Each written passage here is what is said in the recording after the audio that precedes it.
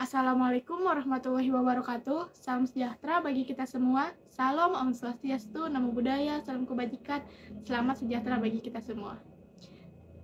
Perkenalkan, nama saya Saskia Nur Rizky dengan NIM 111222123. Di sini saya akan menjelaskan tentang ruang lingkup teori ekonomi dan metode berpikir seorang ekonom.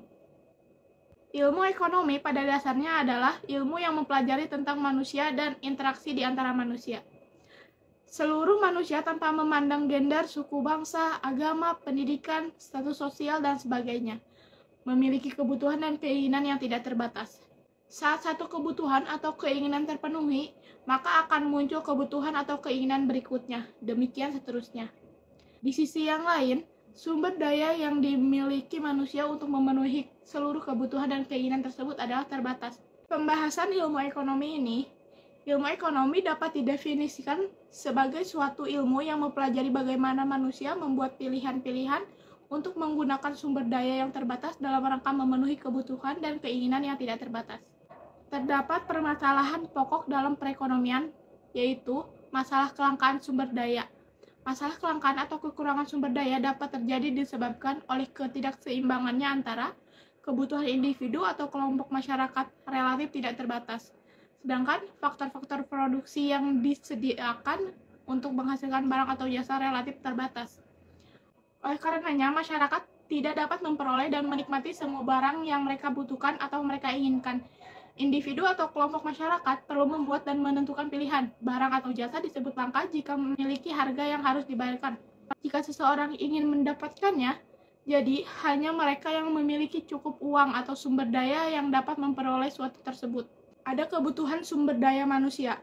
Yang dimaksud dengan kebutuhan sumber daya manusia adalah keinginan masyarakat untuk mengonsumsi barang dan jasa atau keinginan untuk memperoleh barang dan jasa tersebut. Dapat dibedakan menjadi dua hal, yaitu keinginan yang disertai oleh kemampuan untuk membeli, permintaan efektif, keinginan yang tidak disertai oleh kemampuan untuk membeli. Berdasarkan kepentingan barang tersebut, dalam kehidupan manusia, barang-barang tersebut bisa dibedakan menjadi 4, yaitu ada barang interior, barang esensial, barang normal, dan barang mewah. Dan juga berdasarkan cara penggunaan barang tersebut oleh masyarakat, barang-barang tersebut dibedakan menjadi 2, yaitu barang pribadi, contohnya makanan, pakaian, dan mobil, barang publik, contohnya jalan raya, lalu lintas, dan mercusuar. Ada 4 faktor produksi, yaitu tanah dan sumber alam. Faktor produksi ini disediakan oleh alam. Faktor produksi ini meliputi tanah, barang tambang, hasil hutan, dan sumber alam yang dapat dijadikan modal seperti air yang dibendung untuk irigasi, untuk membangkit tenaga listrik. Yang kedua ada tenaga kerja. Faktor produksi ini bukan saja jumlah buruh yang terdapat dalam perekonomian. Pengertian tenaga kerja meliputi keahlian dan keterampilan.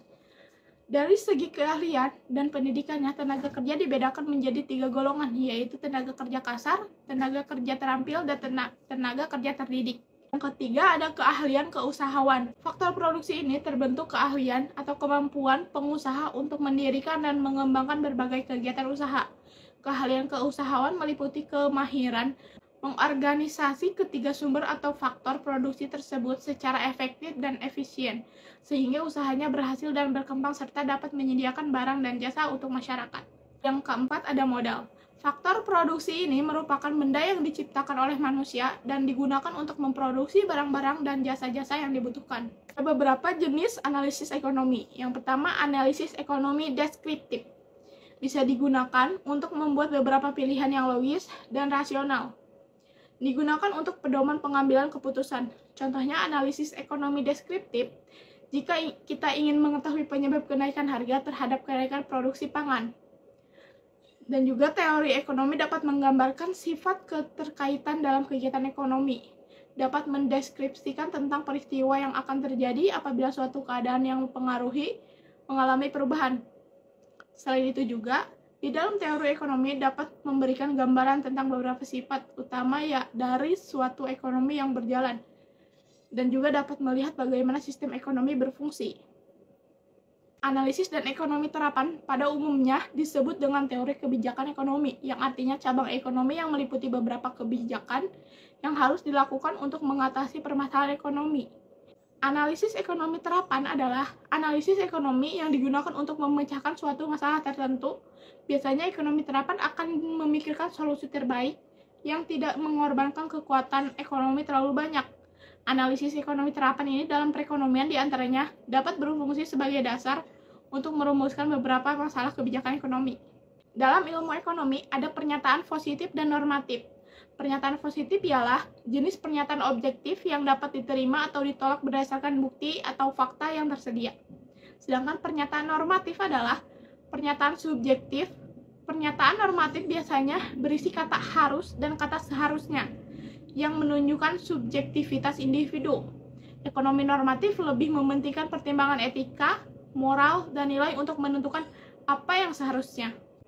Ada beberapa teori elemen yang setiap teori memiliki 4 elemen yang sangat penting. Katanya, yang pertama, definisi yang menjelaskan tentang hubungan sifat-sifat teori. Yang kedua, serangkaian asumsi atau perhitungan mengenai situasi yang harus dibentuk sehingga teori itu valid. Yang ketiga, satu atau beberapa hipotesis mengenai hubungan-hubungan dengan sifat variabel yang saling terkait. Yang keempat, satu atau beberapa prediksi saling berhubungan dengan situasi yang berlaku. Dalam ilmu ekonomi juga ada variabel, yaitu besarnya suatu nilai bisa mempengaruhi nilai lainnya. Variabel merupakan unsur penting dalam setiap teori ekonomi. Sebagai contohnya, perhatikan peran variabel dalam teori harga. Teori ini bertujuan untuk menjelaskan bagaimana harga barang bisa ditentukan. Asumsi dalam kamus ilmiah. Asumsi dalam kamus ilmiah mempunyai arti praduga, anggapan sementara, atau yang kebenarannya masih perlu dibuktikan. Asumsi dapat juga diartikan sebagai suatu landasan berpikir yang dianggap benar walaupun hanya untuk sementara, karena asumsi bukanlah suatu kepastian. Dalam ilmu ekonomi, hipotesis atau anggapan dasar adalah jawaban sementara terhadap masalah yang bersifat praduga, karena masih harus dibuktikan kebenarannya. Ada beberapa manfaat dan fungsi hipotesis. Manfaatnya adalah hipotesis dapat dikatakan sebagai perarti kerja teori. Hipotesis ini dapat dilihat dari teori yang digunakan untuk permasalahan yang akan kita teliti. Misalnya, sebab dan akibat dari konflik yang dapat dijelaskan melalui teori dan konflik. Yang kedua, hipotesis dapat diuji dan ditunjukkan kemungkinan benar atau tidaknya.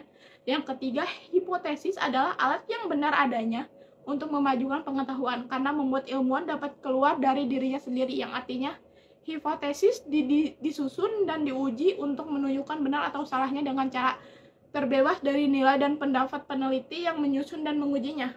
Fungsi penting hipotesis dalam penelitiannya yaitu untuk menguji teori, mendorong munculnya teori, menerangkan fenomena sosial sebagai pedoman untuk mengarahkan penelitian, dan memberikan kerangka untuk menyusun kesimpulan yang akan dihasilkan. Kesimpulan dari penjelasan kali ini yaitu, yang kita pelajari dari berbagai sifat teori ekonomi adalah kita dapat mengetahui bagaimana suatu perekonomian di sebuah negara bisa berfungsi dan berjalan dengan baik. Teori ekonomi juga bisa meramalkan beberapa keadaan yang akan berjalan. Hasil ramalan bisa digunakan sebagai landasan dalam merumuskan langkah-langkah untuk memperbaiki keadaan dalam perekonomian. Jika analisis ekonomi bisa menunjukkan bahwa peristiwa yang tidak diinginkan akan terjadi dalam perekonomian, maka langkah-langkah pencegahan atau solusi dapat diprediksi sehingga peristiwa yang tidak diinginkan tersebut dapat kita hindarkan, atau setidak-tidaknya efeknya bisa kita kurangi. Mungkin sekian penjelasan saya tentang ruang lingkup teori ekonomi dan metode berpikir seorang ekonom. Lebihnya saya mohon maaf. Wabillahi taufiq wal hidayah. Wassalamualaikum warahmatullahi wabarakatuh.